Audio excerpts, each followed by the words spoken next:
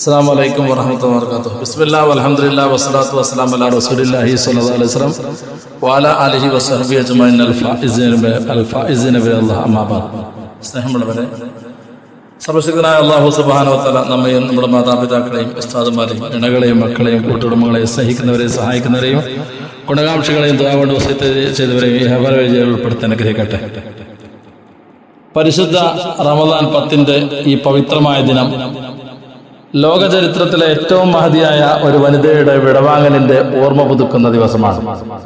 അഥവാ ഹബീബായ റസൂലുള്ളാഹി സ്വല്ലല്ലാഹു അലൈഹി വസല്ലം തങ്ങളുടെ പ്രഥമ ഭാര്യയായ പ്രിയപ്പെട്ട ഖദീജ ബീവി റളിയല്ലാഹു അൻഹ വിട പറഞ്ഞ ദിവസമാണ് റമദാൻ 10.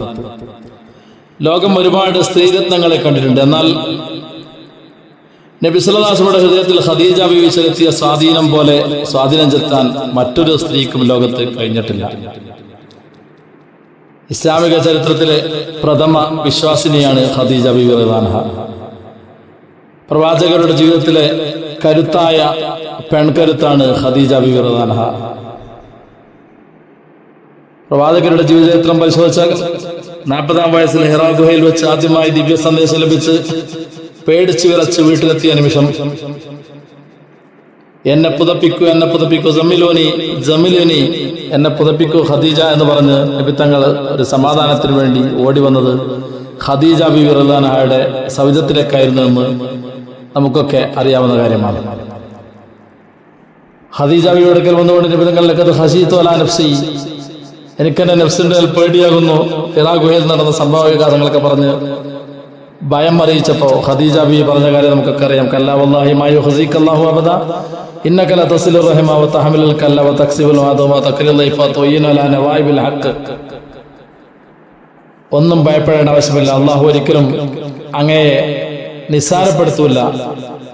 കാരണം അങ്ങ് കുടുംബബന്ധം പുലർത്തുന്നവരാണ്, ജനങ്ങളുടെ പ്രയാസങ്ങളെ ഏറ്റെടുക്കുന്നവരാണ്, ജനങ്ങൾക്ക് ഇല്ലാത്ത കാര്യങ്ങളെ സമ്പാദിച്ചു കൊടുക്കുന്നവരാണ്, അതിഥികളെ സ്വീകരിക്കുന്നവരാണ്. മക്ക നാട്ടിലെ ഹക്കായ സംഭവവികാസങ്ങളിലൊക്കെ അങ്ങയുടെ സാന്നിധ്യം എപ്പോഴും ഉണ്ടാകാറുണ്ട്. അതുകൊണ്ട് അള്ളാഹു ഒരിക്കലും അങ്ങയെ കൈവിടുകയില്ല എന്ന് ഹബീബായ റസൂലുള്ളാഹി തങ്ങളെ സാന്ത്വനിപ്പിച്ച വനിതയാണ് ഖദീജ ബീവി റളിയല്ലാഹു അൻഹ.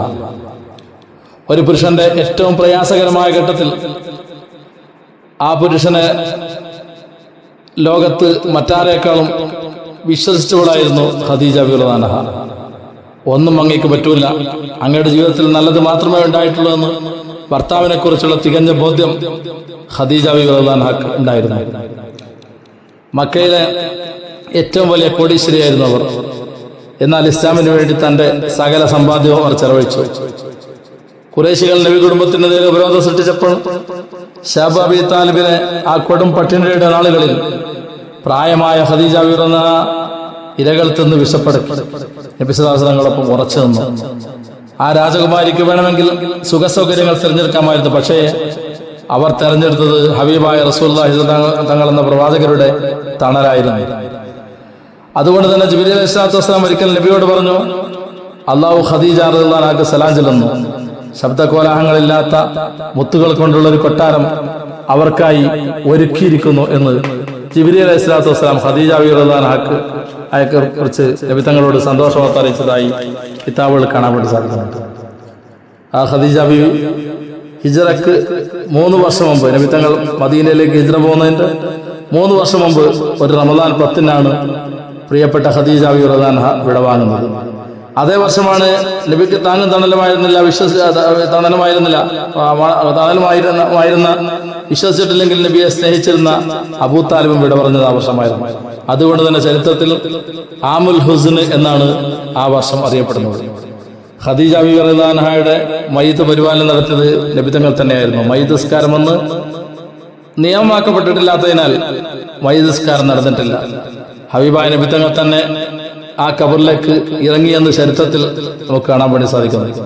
മക്കയിലെ അൽ ഹജൂൻ പ്രദേശത്തെ ജന്നത്തുൽ മുഅല്ല ഖബർസ്ഥാനിലാണ് ഖദീജ ബീവി റളിയല്ലാഹു അൻഹ അന്ത്യവിശ്രമം കൊള്ളുന്നത്. ഖദീജ ബീവി റളിയല്ലാഹു അൻഹയുടെ വേർപാടിന് ശേഷം ഹബീബായ റസൂലുള്ളാഹി തങ്ങൾ എപ്പോഴും ഖദീജ ബീവി ഓർക്കുമായിരുന്നു. ഇടയ്ക്കിടെ ഖദീജ ബീവിയെ കുറിച്ച് പറയുമായിരുന്നു.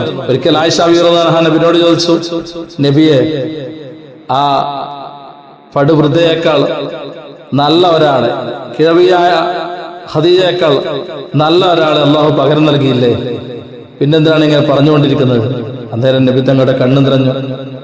അവിടെ നിന്ന് പറഞ്ഞു, ഇല്ല, ജനങ്ങൾ എന്നെ നിഷേധിച്ചപ്പോൾ അവർ എന്നെ വിശ്വസിച്ചു. ജനങ്ങൾ എന്നെ ദരിദ്രനാക്കിയപ്പോൾ അവർ അവരുടെ സ്വത്തുക്കൾ മുഴുവനും എനിക്ക് നൽകി. ഖദീജ ബീവിയെ നബി തങ്ങൾ ഓർമ്മിച്ചുകൊണ്ടേയിരുന്നു. മരണം കൊണ്ട് മായ്ക്കാനാവാത്ത അത്ര വലിയ ഒരു പ്രണയമായിരുന്നു നബി തങ്ങൾക്ക് ഖദീജ ബീവി റളിയല്ലാഹു അൻഹ ഉണ്ടായിരുന്നത്. നബിയുടെ ജീവിതത്തിൽ ഖദീജ ബീവി റളിയല്ലാഹു അൻഹ വെറുമൊരു ഭാര്യ മാത്രമായിരുന്നില്ല, അവിടുത്തെ കണ്ണീരൊപ്പിയ ഒരു തൂവാലയായിരുന്നവർ. മക്കയിലെ തെരുവുകളിൽ ഹബീബായ നബി തങ്ങളെ ജനങ്ങൾ കല്ലെറിഞ്ഞു ആട്ടിയോടിച്ചും പരിഹസിച്ചും നബി തങ്ങളെ വേദനിപ്പിക്കുമ്പോൾ ആ തിരുമേനി ഓടിയെത്തിയത് ഖദീജ ബീവി റളിയല്ലാഹു അൻഹയുടെ സന്നിധാനത്തിലേക്കായിരുന്നു. ആ തണലിരിക്കുമ്പോൾ നബിയുടെ സകല സങ്കടങ്ങളും മായുമായിരുന്നു. അതുകൊണ്ടാണ് വഫാത്തിന് ശേഷവും ഖദീജ ബീവിയുടെ കൂട്ടുകാരികൾ കടന്നു വരുമ്പോൾ ഹബീബായ റസൂലുള്ളാഹി തങ്ങൾ അവരെ ബഹുമാനിച്ചു എഴുന്നേറ്റ് നിന്നിരുന്നതെന്ന് ചരിത്രത്തിൽ കാണാം. ആടുകളെ അറുത്ത് അതിന്റെ മാംസങ്ങൾ ഖദീജ ബീവി റളിയല്ലാഹു അൻഹയുടെ സുഹൃത്തുക്കൾക്ക് നബി ഖദീജ ബീവിക്ക് വേണ്ടി ഹദിയ ചെയ്ത് കൊടുത്തയക്കുമായിരുന്നു എന്ന് ചരിത്രത്തിൽ കാണാൻ വേണ്ടി പറ്റുന്നുണ്ട്. നബി തങ്ങളെ എല്ലാം കൊണ്ടും നബി തങ്ങളെ സ്നേഹിച്ച് സഹായിച്ച് ആദ്യമായി ഇസ്ലാം വിശ്വസിച്ച വനിതയായവർ, ഇസ്ലാമിന്റെ പ്രചരണ മാർഗത്തിൽ തന്റെ സമ്പത്ത് മുഴുവനും ചെലവഴിച്ച ഖദീജ ബീവി റളിയല്ലാഹു അൻഹ നമുക്ക് ഒരു പാഠമാണ്.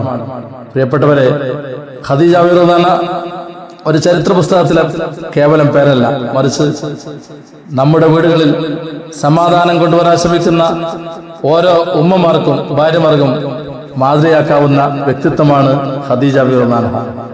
വാക്കുകൾ കൊണ്ട് മുറിവേൽപ്പിക്കുന്നവരല്ല, മറിച്ച് തളർന്നു വീഴുമ്പോൾ താങ്ങാകുന്ന ഖദീജമാരാകാൻ നമ്മുടെ സഹോദരിമാർക്കും, ഭാര്യമാരുടെ സ്നേഹത്തെ വിലമതിക്കുന്ന പ്രവാചക മാതൃക പിന്തുടരാൻ ഭർത്താക്കന്മാരായ പുരുഷന്മാർക്കും സാധിക്കണം.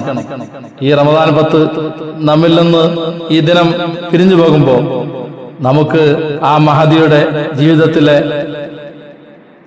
സുവർണ ലിപികളിൽ ഉല്ലേഖനം ചെയ്യപ്പെട്ട ഒരുപാട് നല്ല മാതൃകകൾ പിന്തുടരാൻ നമുക്ക് സാധിക്കണം. അല്ലാഹു അതിന്റെ തൗഫീഖ് നൽകട്ടെ. ആ മഹദിക്കൊപ്പം ജന്നാത്തുൽ ഫിർദൗസിൽ ഒരുമിക്കാൻ അല്ലാഹു നമുക്ക് തൗഫീഖ് നൽകി അനുഗ്രഹിക്കുമാറാവട്ടെ. ഖദീജ റളിയല്ലാഹു അൻഹയോടൊപ്പം നമ്മുടെ സഹോദരിമാർക്ക് സ്വർഗ്ഗത്തിൽ ലഭിക്കാൻ അല്ലാഹു ഭാഗ്യം നൽകട്ടെ. മഹാന്മാരുടെ സ്വർഗ്ഗത്തിൽ ലഭിക്കാൻ നമുക്കൊക്കെ അല്ലാഹു ഭാഗ്യം നൽകി അനുഗ്രഹിക്കുമാറാവട്ടെ. വാഹിർ ദഅവാന അൽഹംദുലില്ലാഹി റബ്ബിൽ ആലമീൻ. അസ്സലാമു അലൈക്കും വറഹ്മത്തുള്ളാഹി വബറകാതുഹു.